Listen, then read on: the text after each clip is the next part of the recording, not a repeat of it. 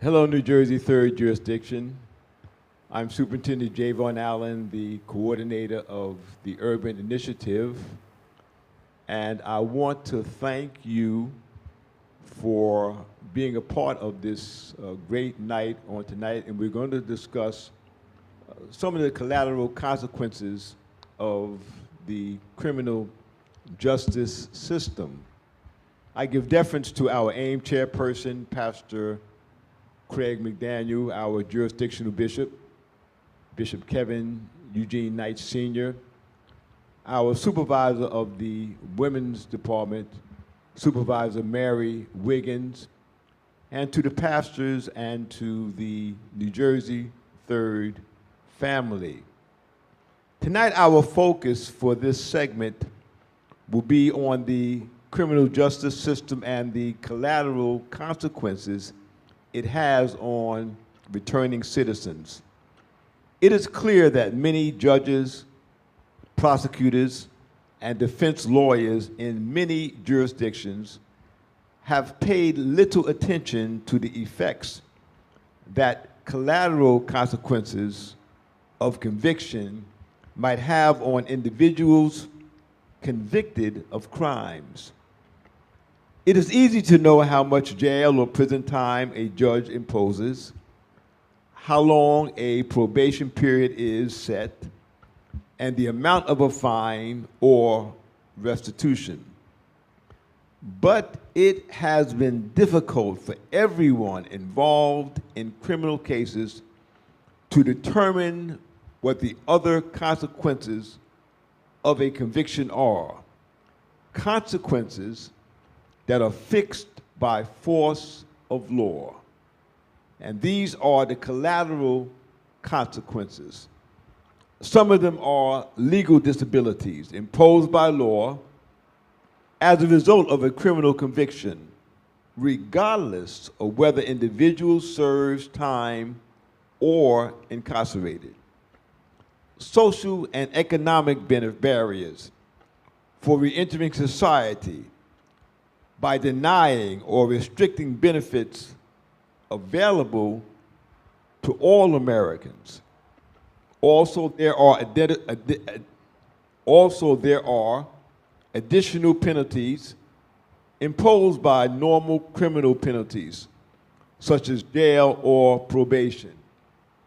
And there are restrictions that limit or prohibit access to employment, housing, voting, education, and other rights and opportunities. To discuss these issues is a distinguished panel who have been impacted by the criminal justice system personally and professionally. I would like to introduce them to you. To my left is Talitha Turner and Edward Chino Ortiz. And to my right is Carmelo Ortiz and Al Tariq Witcher. I'm going to let them give you a short bio of themselves. Talitha Turner. Good evening. My name is Talitha Turner. I'm the executive director at Second Chance Quest. We're a small nonprofit dedicated to lowering the national recidivism rate by supporting prisoners and their families before, during, and after incarceration. Hello, my name is Edwin Ortiz. I am the executive director for the Returning Citizen Support Group, which is a grassroots organization based here in Newark, New Jersey, Essex County. Good evening, good afternoon. My name is Carmelo Ortiz. I'm also co-director of the Returning Citizen Support Group. And I'm here to tell my story and speak to the truth about collateral consequences.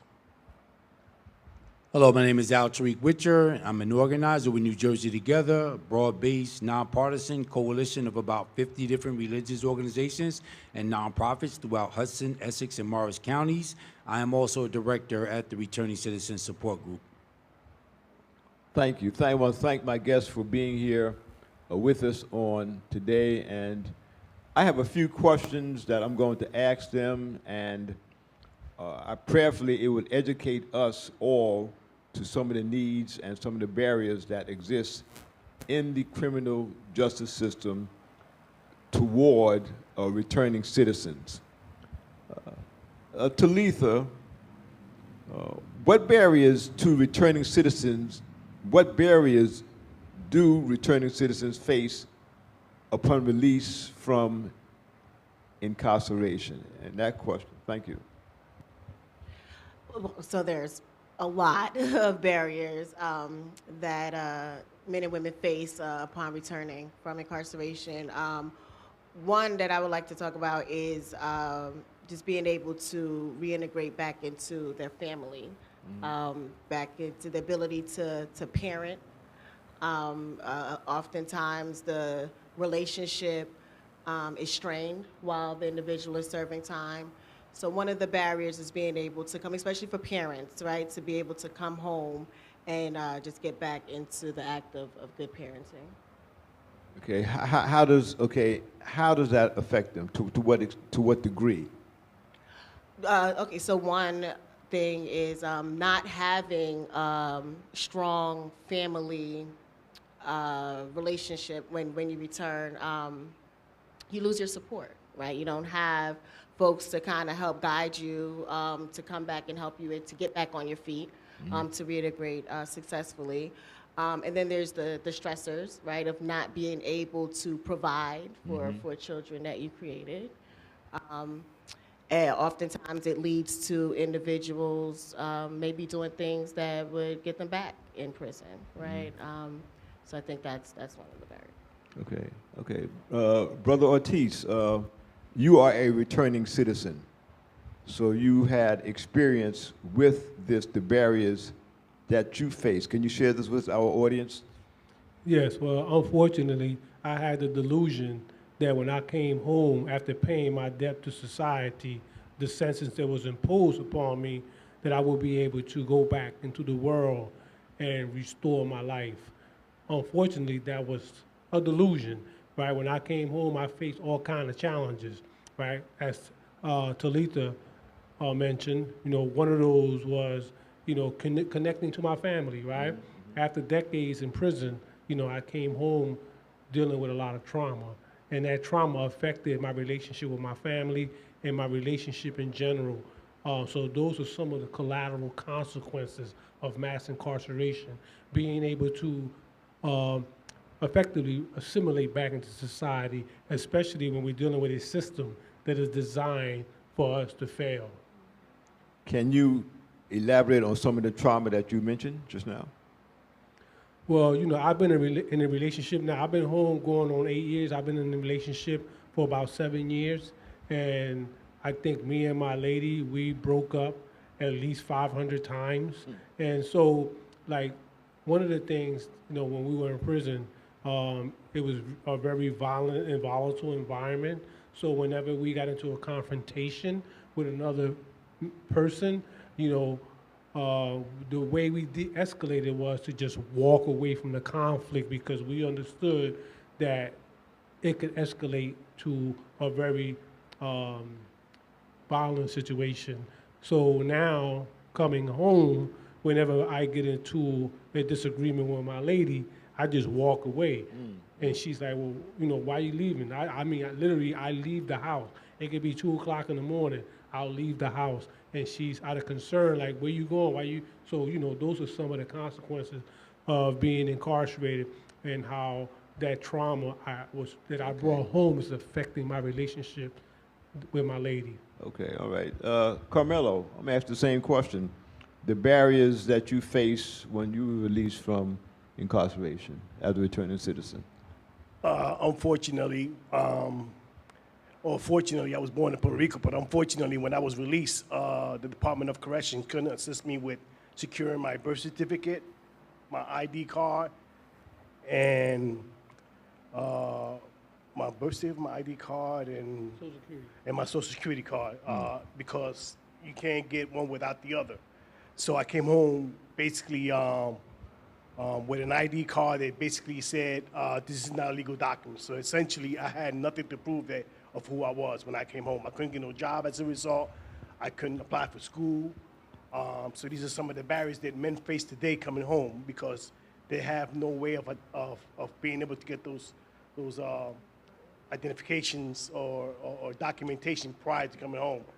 Obviously, when they come home, we assist them and we try to help them get secure those documents. But another thing that I faced was my mom. When I came home, she was under the impression that she couldn't house me because I'm a convicted, prisoner, a convicted person. So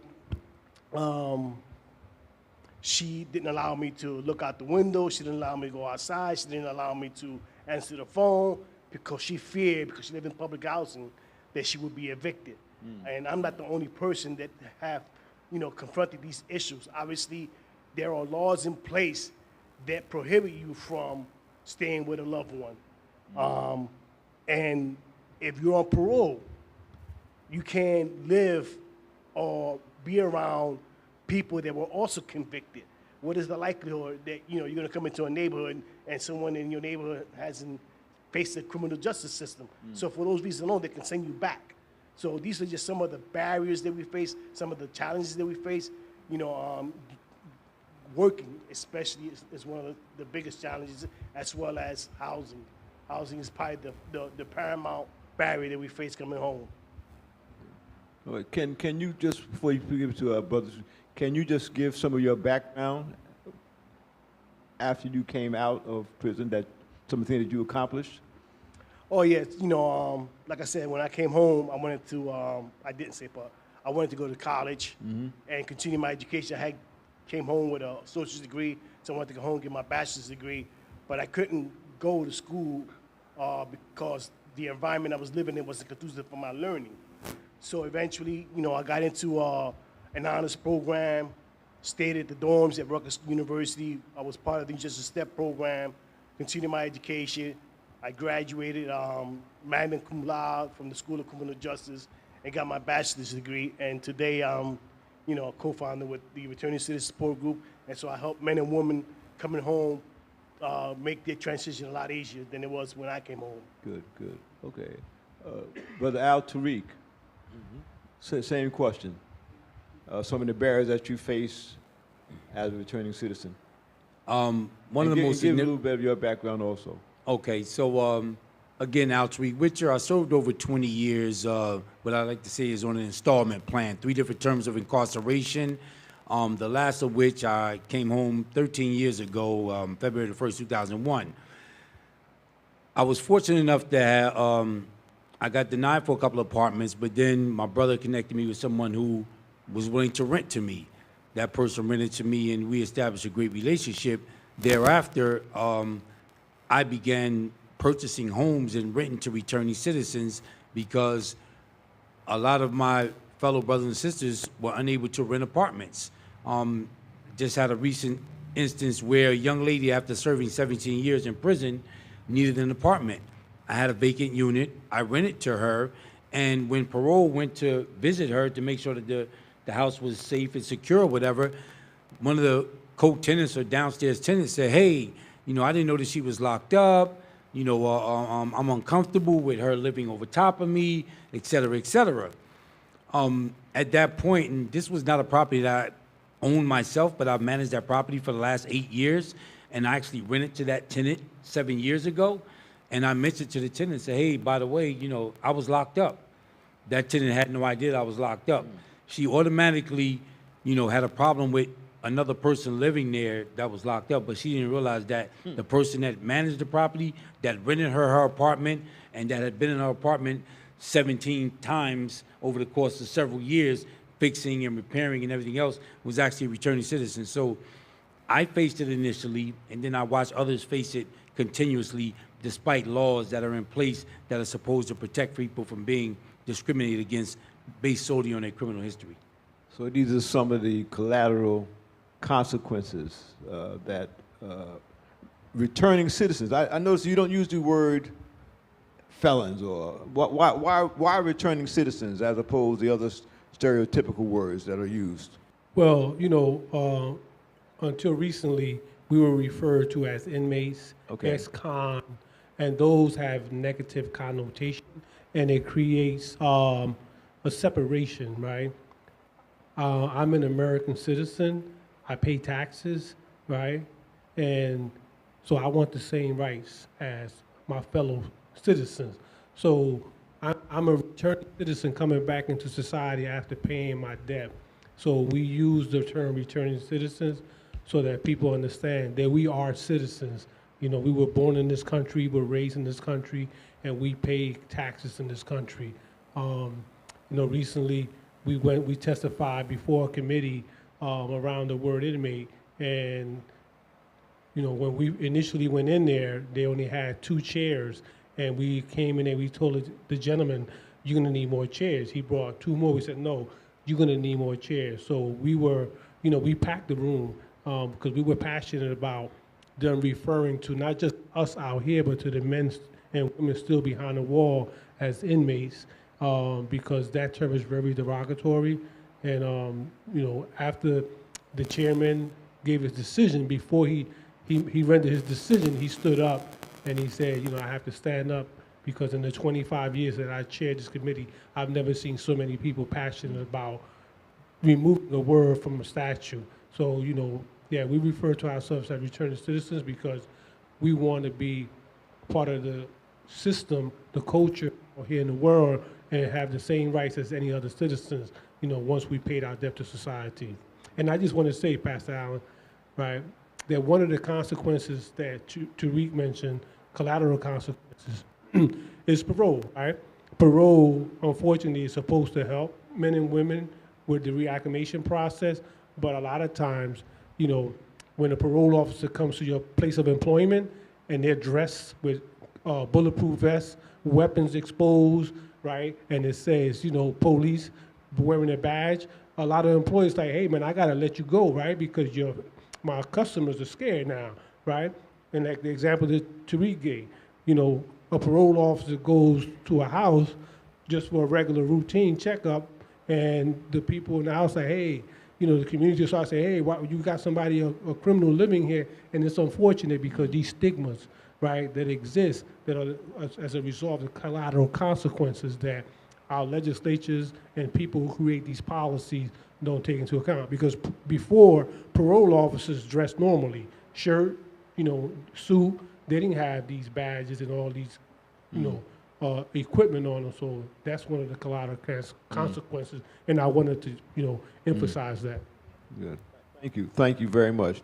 Another question, question number 2. What would it take to remove or to alleviate those barriers?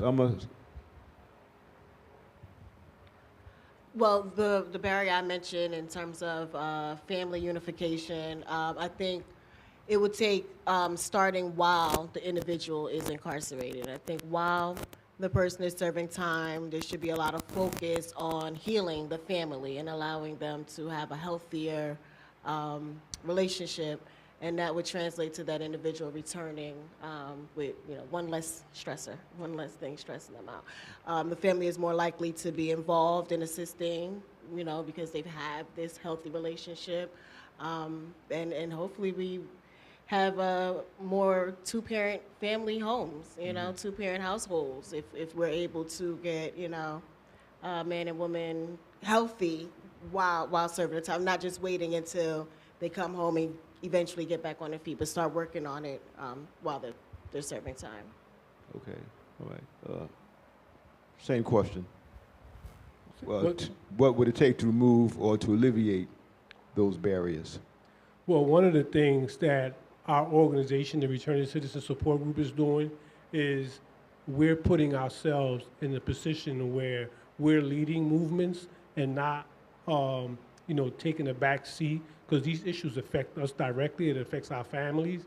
So I think that it's imperative that we mobilize and let people know what the issues are, right? So that they can make legislative change, because that's what it's going to take for a lot of these policies that exist that are designed to keep us marginalized and oppressed. So I think that it's going to take for us to continue to mobilize and hold our legislative leaders accountable, and the governor and everyone else who's involved in these policies, so they can change them. Okay, all right. Thank you. Brother Carmelo, I have how does mental, emotional, and physical trauma factor into reentry? Well, after 30 years of being, because I served 30 years, but after 30 years of being dehumanized, called an animal, and perceived as, less than human in the criminal justice system, you can't help but come home traumatized, affected by their treatment, the way I was treated, the way people are treated inside. So until we remove the stigma that attaches to conviction and are perceived as humans. And that's part of the reason why we argued in favor of removing that language because, we should be treated as human. We shouldn't be treated as animal. We shouldn't be treated as less than human. Unfortunately, this is an extension of slavery. The fact that we're in the system, they treat us as less than slavery. The 13th Amendment allows them to, deem us slaves of the state. This is why we call ourselves returning citizens, because now we're home, we're free, we're no longer a ward of the state. So we're returning citizens, and we want all our rights restored. I would love to have the rights to, to sit on a jury. Unfortunately, we cannot at this time, but we are fighting to get that right restored. We do have the right to vote, so we're trying to, garnish our power so that we can make differences in our community, put people into office that's gonna, favor our groups, our people, give us the opportunities that we need. So, what else? What was the question again about? How does mental, emotional, And and physical trauma factor into reentry? And so after 30 years of being mistreated, I can't help but to come home, affected by that. And to be honest with you, I've been home now 8 years, or going on 8 years, and I'm still shedding my experience. I'm still shedding, the trauma that I experienced while inside. I suffered trauma before I went inside, but after I was inside, I suffered more trauma. And that affected me emotionally, psychologically, and in every other kind of way. So I'm still shedding all that experience that I've lived for the last 30 years. Okay, thank you. Brother Tariq, how did it affect you? The same question. So it affected me in one major way. So the last time I got arrested, my daughter was 3 months old. And fortunately, I was able to have visits with her on a regular basis. But although we were happy to see one another, the visits were traumatic. Because at the end of the visit, when it was time to go, my daughter would cry, she would cling to me, I would cry. It was a very emotional experience. And we went through that for 9 years. And when I came home, I was fortunate enough to establish this great relationship with my daughter. Actually, I raised my daughter from the time I came home. But my daughter and I both still suffer from separation anxiety. We are traumatized by that. And it's something that we're working through as we go along. But my daughter and myself are tethered to one another. And, we talked earlier about family reunification and how important it is to stay connected with the family and not be just associated. Like, those are one of the biggest traumas when mothers and fathers and children are separated from their parents and significant others and siblings, et cetera, et cetera. So that trauma is real when it continues with the breakdown of the family. Thank you.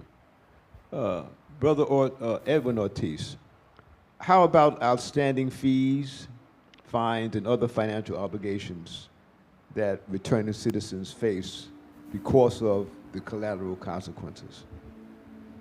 Well, the reality, Reverend Allen, is that when someone comes home and they have 10, 15, 20, 30,000, and sometimes 40 and, thousand and not in fines and fees, but arrears that have accumulated for child support, right? It's unreasonable to expect someone who just came home from prison to meet the burden. A lot of times, really, a lot of the men who get jobs, and then when they get their check and they see, wow, they don't garnish, more than half of my check, that discourages them. Like, you know what, I'm not working. You know what I mean? I'm not going to work and have them take, over half of my check, and I'm working 40 hours a week. So instead of having, you know, a positive impact on men and women coming home, it has the opposite effects. And it creates a mindset that men don't want to work, you know, because they can't handle those fines and fees and penalties, right? And a lot of these fines and fees and penalties can be resolved before men and women come home.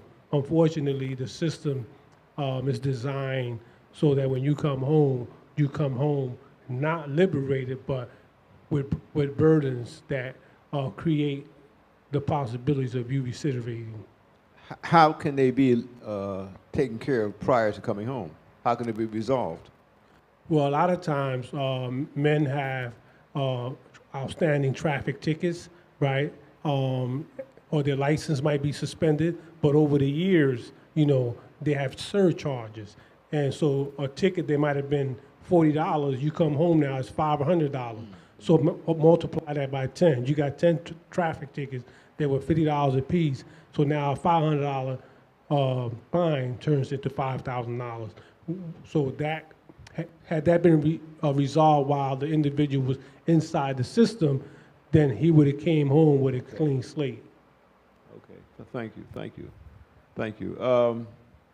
Also, the last question, how important is it maintaining family ties and family reunification? Sister Talitha, you spoke on that. Right. You can speak on that again. Okay. Well, very, very, very important. Again, having that strong family ties, being able to work on mental health together as a family, it makes the reintegration process more seamless. It's also good for the family. It's good for the child. My father, I don't know if I mentioned, is currently in prison. He's been there since I was about 6 years old, right? And much like Tariq mentioned, visits, you know, they start off good and they end very sadly, but there was no intention around those visits, right? There was just, you show up, you talk, and then that's it. But I think if these visits are gonna happen and they're more intentional, healing can be done, right? The prisoner can be healed, that child can begin to heal, that mother or father, the other parent can begin to heal. This can become a stronger family dynamic. And with that, again, that reintegration process would be more seamless, it'll be more successful, right? Because now you have a loved one that wants to help you, right? That knows what you're going through, know the assistance that you need, and willing to do that work for you on outside, right? If there's like, friction between parents, I ain't doing nothing. You can't even call and speak to your child, right? So it really messes it up. But if we can get these families to a healthy state while serving, I think we would have a definitely lower recidivism and more successful reentry. Thank you. And if those who are listening, if they want to support your group, become involved with your returning citizen support group, can you give us some information? Sure, absolutely. I can share our website, which is secondcq.org. And we also, right now, run a program, a patch program, where we do take children into Essex County Correctional Facility and have intentional visits with their incarcerated parent. It's not enough, right? It's just one visit a month, but it's a start. It's a start. Okay. Yeah. In your group, Brother Ortiz, Returning Citizen Support Group? Yeah, we are located on 32 Prince Street in Newark, New Jersey. We're there Monday through Friday. We have two groups that we run. One is the peer-to-peer support group that's open to the community, because mass incarceration affects the community, not just me and my family, but it affects the teachers, the cops, it affects everybody in the community. So our Thursdays groups are from 6 to 8 p.m. And then we have a Wednesday group that is specifically to help build relationships, right?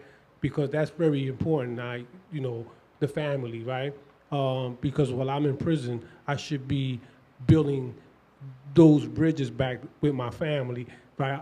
Too often, men and women come home, and on top of them trying to reacclimate and be successful and live, a life free of crime, they're trying to repair their relationships with their family, which compounds. But our website is www.returningcitizensnewjersey.com. You can go on our website, you can make donations. You know, one of the things that we help men and women is like clothing, simple stuff, you know, socks, t-shirts, underwear, toiletries, you know, like a lot of people, like my brother mentioned, 50% of the homeless population in Essex County, New York, are people who are system impacted. So a lot of people that come home who don't have family, who are not fortunate like me, my brother or Tariq, who have family to come home to, they come home to nothing. They go to shelters and they don't have anything. So we try to assist them with gift cards, you know, like I said, socks, t-shirts, underwear, toiletries, backpack, you know, small essentials that can make their lives a little bit easier. And you mentioned Thursday. Can anyone attend those Thursday meetings? Yeah, the Thursday meeting is open to the public.